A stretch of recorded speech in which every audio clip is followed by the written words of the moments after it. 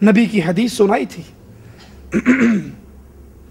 कि अल्लाह के नबी का हुक्म है औरतों को मस्जिदों में आने से ना रोको, अल्लाह की बांदियों को अल्लाह के घरों में आने से मना ना करो। उसने कहा था मैं ज़रूर मना करूँगा, क्योंकि नबी का दौर और था और आज के दौर में फितना है, फितने के डर से मैं ज़रूर मना करूँगा। उस सहाबी ने कहा था मरते दम तक मैं तुझसे दोबारा कलाम नहीं करूँगा। मैंने तुझे हदीस रसूल सुनाई और सुनने के बाद तूने वो बात कही जो मोहम्मद की बात से टकराती थी सल्लल्लाहु अलैहि वसल्लम। एक हुक्म की मुखालफत पर सारी उम्र अपने लख्ते जिगर से कलाम नहीं किया। और आज जिनसे हम मोहब्बतें करते हैं, जिनसे हम प्यार करते हैं, जिनको हम अपना इमाम बनाते हैं, जिनको हम अपना दामाद बनाने के लिए तैयार हो जाते हैं, कभी सोचने का हमारे दिल में मौका ही नहीं आया कि इसकी अल्लाह रसूल से क्या रिश्तेदारी है, अल्लाह रसूल से इसका क्या ताल्लुक है। और अहले सुन्नत कभी किल्लते तादाद की वजह से वहशत नहीं खाते कि जी अक्सर तो वही हैं, हम तो थोड़े से हैं, ज़्यादा अक्सरियत उनकी है। माधुलाल के दरबार पे चले जाओ, हज़ारों का मजमा, सहेली सरकार पे चले जाओ, हज़ारों का मजमा, गोलड़े वाली सरकार पे चले जाओ, हज़ारों का मजमा। और अहले ईमान, अहले सुन्नत, अहले हदीस की मस्जिद में आ जाओ, आपको दर्जन या सैकड़े में लोग मिल जाएंगे।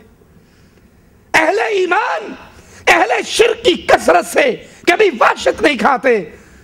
उनका ईमान होता है अगर अकेला भी हो और अल्लाह की तौहीद को सीने से लगा चुका हो, ये अकेला रब के दरबार में पूरी उम्मत के बराबर होता है। अल्लाह के यहां तादाद की कोई कीमत नहीं, वहां ईमान की कीमत हुआ करती है। और अहले सुन्नत की एक बहुत बड़ी निशानी, उनके सामने जब हदीस रसूल आती है, हुक्म मोहम्मद आता है सल्लल्लाहु अलैहि वसल्लम, उनकी गर्दनें झुक जाया करती है। वो अहले सुन्नत कहलाने में झूठा है, वो अहले सुन्नत कहलाने में दगा करता है जिसको हदीस रसूल सुनाई जाए और फिर भी वो अपनी बिदत के रास्ते पे चलता रहे। अहले सुन्नत कमाण दा सुक्का रोब पांदे हो, सुन्नतां हजूर दियां सारी छड्डी जांदे हो। जो नबी की सुन्नतों को छोड़े, जो नबी की हदीसों को ठोकर मारे, वो 1000 मरतबा अपने आप को अहले सुन्नत वल जमात कहता रहे, उसका शुमार अहले सुन्नत में नहीं होता।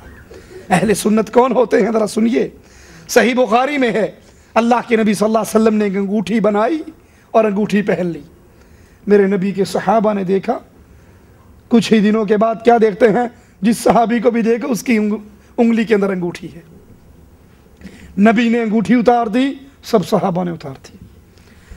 नबी नमाज पढ़ा रहे, दौरान नमाज जूती उतार के साइड पे रख दी, सलाम फेर के देखा तो सब सहाबा जूती उतार चुके हैं। पूछते हैं मेरे साथियों तुमने जूती क्यों उतारी? अहले सुन्नत कौन हुआ करता है, अहले हदीस कौन हुआ करता है? कहा आका आपको देखा था, आपने जूती उतार दी थी।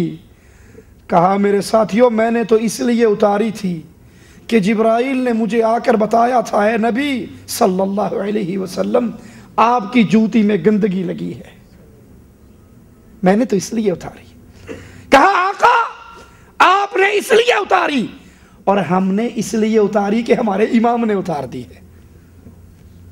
जिब्राइल ने आकर क्या कहा था, नबी आपकी जूती में गंदगी लगी है। जिब्राइल वाबी तो नहीं सही, सोचना कभी। हम तो कहते हैं हमारे लल्लू फत्तू सबको इल्मे गैब होता है। तावीज देने वाला आता है, तावीज लिखते हुए कहता है ये देखकर कुड़ी होएगी, दूसरे से कहता है मुंडा होएगा, कुछ ना कुछ तो होगा ना। एक फैमिली तो फिर भी मुरीद रहेगी ना। इल्मे गैब के दावेदार हैं और यहाँ इमाम आज़म कायद आज़म मुहम्मद रसूलुल्लाह सल्लल्लाहु अलैहि वसल्लम दौरान नमाज जूती उतार देते हैं, कहते हैं जिब्राइल ने मुझे बताया था कि आपकी जूती में गंदगी लगी थी। ऐ मेरे साथियों जब तुम मस्जिद में आया करो अपनी जूती को जमीन पे मसल लिया करो ताकि अगर गंदगी हो तो मट्टी से ज़ाइल हो जाए। اہل سنت کی مثال، اہل حدیث کا کردار۔ آپ جمعے کا خطبہ ارشاد فرما رہے، ایک صحابی درمیان سے کھڑے ہوئے، آپ نے کہا بیٹھ جاؤ۔ دوسرے ساتھی ابھی مسجد کے مدخل پر تھے، مسجد کے دروازے پر تھے، وہیں پر بیٹھ گئے۔ آپ نے کہا میرے ساتھی، میں نے تجھے تو نہیں کہا بیٹھنے کو۔ کہا آقا آپ کی زبان مبارک کا یہ پیغام میری سماعت سے ٹکرایا تھا، بیٹھ جاؤ۔ میں آپ کا حکم سن کے کیسے کھڑا رہ جاتا؟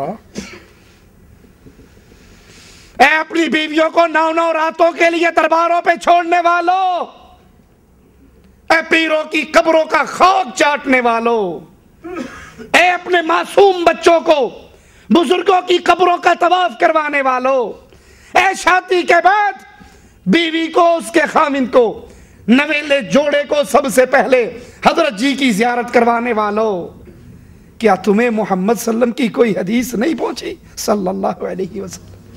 کیا تمہیں اللہ کے نبی کا کوئی پیغام نہیں پہنچا؟ کیا تمہیں کسی نے نہیں سنایا؟ آپ نے اپنے بارے میں کہا تھا لا تتخذوا قبری عیدا، لوگوں میری قبر کو میلہ گاہ نہ بنانا، لوگوں میری قبر پہ میلے نہ لگانا، لوگوں میری قبر کو سجدہ گاہ نہ بنانا۔ اللہ کی لعنت ہو یہودیوں پر، عیسائیوں پر، انہوں نے اپنے نیک لوگوں کی قبروں کو مسجدیں بنا لیا۔ صحابی کہتے ہیں نبی آپ کی آواز میرے کان سے ٹکرائی، بیٹھ جاؤ، میں کیسے کھڑا رہ جاتا؟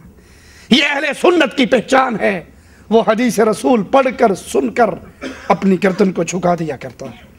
صحیح بخاری میں ہے، ابو بکر عمر رسول کریم صلی اللہ علیہ وسلم سے اس حکم کے آنے کے بعد کہ نبی کے دربار میں آواز اونچی، لا ترفعوا اصواتکم فوق صوت نبی، نبی کی آواز سے اونچی آواز نبی کی مجلس میں بلند نہ کرو۔ ابو بکر عمر نبی سے گفتگو کرتے ہوئے اتنی آہستہ گفتگو کرتے کہ ان کو اپنی بات 1-2 دفعہ دہرانی پڑتی اور مشکل سے سمجھ آتی کہ کہیں ہماری آواز نبی کی آواز سے بلند۔ آج عجیب سسٹم ہے، دعویٰ یہ ہے کہ ہمارے نبی مجلس میں موجود ہیں، آگے آگے تاج والے دم بدم پڑھو درود کہ حضرت بھی ہیں، حضرت بھی ہیں یہاں موجود۔ کرسی بھی سجتی ہے نا، میلاد کی کرسیاں دیکھی ہوں گی، کرسیاں سجتی ہیں باقاعدہ۔ وہ کوئی ایک بندہ گیا میلاد میں تو کرسی بڑی خوبصورت سجی ہوئی، اس نے کہا جناب ایک کرسی کے دے واسطے ہے؟ کہا تینوں نہیں پتا گستاخا واپیا، اللہ کے نبی نے آ کر بیٹھنا ہے۔ کہا بڑی بات ہے، جب آ جائیں تو مجھے بھی دکھا دینا، میں بھی زیارت کر کے کم از کم صحابیوں میں تو شامل میں بھی ہو جاؤں۔ کہا نہیں تو وہابی گستاخ ہے، تیری آنکھ دیکھنے کے قابل نہیں ہے۔ اس نے کہا میں آنکھیں بند کر لوں گا، میرا ہاتھ ہی لگوا دینا۔ اللہ کے نبی کے بارے میں شریعت کا آرڈر ہے، نبی موجود ہو تو آواز اونچی نہ کرو۔ ابو بکر عمر دونوں اپنی آوازوں کو اتنا دھیما رکھتے نبی کی مجلس میں کہ بات مشکل سے سمجھ آتی۔ ہمارے ہاں یہ عقیدہ بیان کیا جاتا ہے کہ حضور موجود ہیں، کھڑے بھی ہوتے ہیں آگے آگے تاج والے، اور نعرہ رسالت لگاتے ہوئے اتنا زور سے لگتا ہے کہ 5 کلومیٹر تک اس کی آواز، اور اگر نبی وہاں پر موجود ہو تو آواز اونچی نہیں ہو سکتی۔ اہل سنت، اہل حدیث ہر مسئلے میں محمد الرسول اللہ صلی اللہ علیہ وسلم کی اتباع کو اپنے لیے فرض سمجھتا ہے۔ صحابہ کرام دین صرف کتاب اللہ اور سنت رسول صلی اللہ علیہ وسلم کو سمجھتے تھے، کسی کی رائے کو، کسی کے فرمانے کو، کسی کی ملفوظ کو صحابہ کرام شریعت نہیں جانتے تھے۔ سوال ہوا تھا ابو بکر سے رضی اللہ عنہ وارضا، مرنے والے کی نانی ہوں، وراثت میں کتنا حصہ ہے؟ تو ابو بکر نے کہا تھا بڑھیا مجھے کوئی حدیث یاد نہیں ہے، لوٹ جا، میں اپنے ساتھیوں سے پوچھوں گا، اگر نبی کی کوئی حدیث ملی تو تجھے بتا دوں گا، اور اگر نہ ملی تو ابو بکر اپنی رائے، پھر میں اپنی رائے کو بیان نہیں کر سکتا۔ کسی نے کہا تھا، سوالی نے، سائل نے کہا تھا اس مسئلے میں کیا فرماتے ہو؟ تو انہوں نے جواب میں کہا تھا مجھے کوئی حدیث یاد نہیں۔